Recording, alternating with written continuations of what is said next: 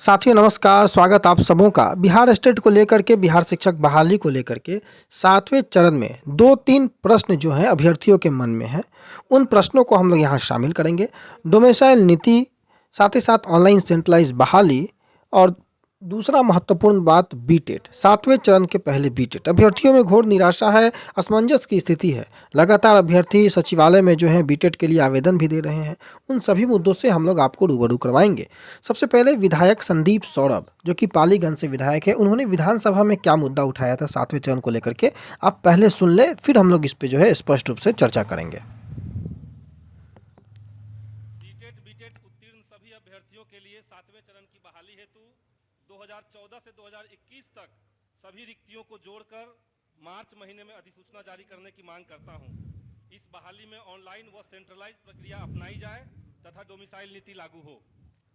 तो जैसा कि आपने सुना कि विधायक संदीप सौरभ ने मार्च महीने में अधिसूचना निकालने के लिए, साथ ही डोमिसाइल और ऑनलाइन रूप से प्रक्रिया को आगे बढ़ाने के लिए बात विधानसभा में उठाई। इसमें दो चीज़ें स्पष्ट है। डोमिसाइल तो ऑलरेडी एसटीईटी के लिए लागू है। प्राइमरी भर्ती के लिए डोमिसाइल अभी आपको पता है 6ठे चरण में लागू नहीं था। पूरे भारत के अभ्यर्थी वहां आवेदन दे रहे थे और नौकरी पा रहे थे, परंतु 6ठे चरण में और 7वें चरण में कुछ अंतर है।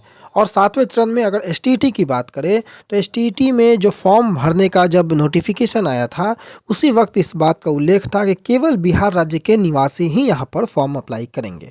यानी कि एक तरीके से आप ये समझ सकते हैं कि एसटीईटी में, यानी कि माध्यमिक और उच्च माध्यमिक विद्यालयों में शिक्षकों की नियुक्ति जो 7वें चरण के अंतर्गत होनी है, वो पूर्ण रूप से डोमिसाइल लागू है। और अब 7वें चरण के अंतर्गत प्राथमिक की भी जो भर्ती होगी, वो भी डोमिसाइल लागू होने के साथ ही होगी। तो डोमिसाइल को लेकर के कहीं से भी कोई असमंजस की स्थिति नहीं होनी चाहिए। दूसरा प्रश्न है ऑनलाइन और सेंट्रलाइज को लेकर के। जहाँ तक जानकारी है कि विभाग जो है ऑनलाइन मोड में और सेंट्रलाइज तरीके से बहाली को आगे बढ़ाने के लिए पूरी तरीके से तैयारी कर चुकी है। तो ये जो प्रश्न, दो प्रश्न जो थे, उन प्रश्नों से आप लोगों को ज़्यादा घबराने की आवश्यकता नहीं है। तीसरा सबसे महत्वपूर्ण प्रश्न कि क्या 7वें चरण के पहले बीटेट होगा, क्योंकि अभ्यर्थियों ने लगातार आवेदन दे रखा है। आप अगर देखेंगे स्क्रीन पर भी तो आपके सामने आवेदन है, जो कि 7वें चरण के पहले बीटेट करवाने को लेकर के ये लगातार सचिवालय में आवेदन दिया जा रहा है। आप देख सकते हैं विषय में 7वां चरण से पहले बिहार शिक्षक पात्रता परीक्षा आयोजन के संबंध में इनका ये कहना है कि सविनय निवेदन पूर्वक कहना है कि सभी 4 लाख लगभग अभ्यर्थी हैं जो कि प्रारंभिक शिक्षक पात्रता परीक्षा से वंचित हैं। 2017 के बाद बिहार में प्रारंभिक शिक्षक पात्रता परीक्षा यानी कि बीटेट का आयोजन नहीं हुआ है।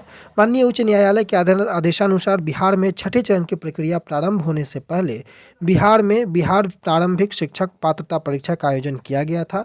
और अगर बात एनसीटीई की मानी जाए तो वहाँ भी इस बात का जिक्र है कि प्रत्येक राज्य को वर्ष में एक बार शिक्षक पात्रता परीक्षा का आयोजन करना है।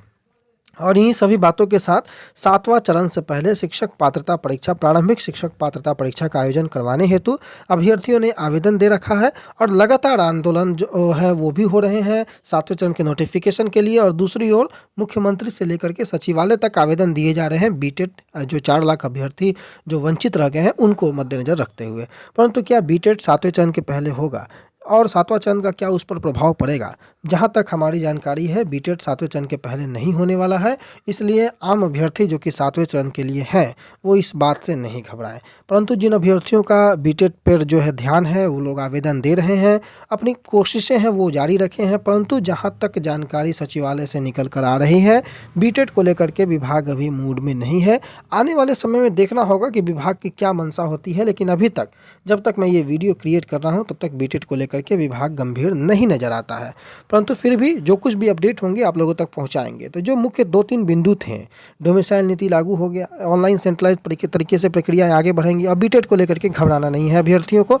रही बात 7वें चरण में सीटों को लेकर के प्रारंभिक की, तो प्रारंभिक में भी जहां तक उम्मीद है कि 50,000 के आसपास की सीटें तो अभी ही खाली है, तो सीटें अच्छी खासी 7वें चरण में भी आएंगी। इन्होंने पूर्व में जो वर्ष में सीटें खाली हैं उसको रिकैलकुलेट करके भी सीटें जारी करने का बात संजय कुमार ने भी कहा है। विधानसभा में भी आवाज़ें उठी हैं। इस कारण से अच्छी खासी सीटें प्रारंभिक के भी आने वाली है। और माध्यमिक उच्च माध्यमिक को लेकर के सीटों की जो चर्चा है वो हम अगले वीडियो में करेंगे, ताकि ज़्यादा क्लैरिफाई हो सके। तो उम्मीद है कि इस वीडियो में कुछ महत्वपूर्ण जानकारियाँ मिली होगी। दोस्तों से भी साझा करें। फिलहाल इस वीडियो में इतना ही। आपका बहुत धन्यवाद।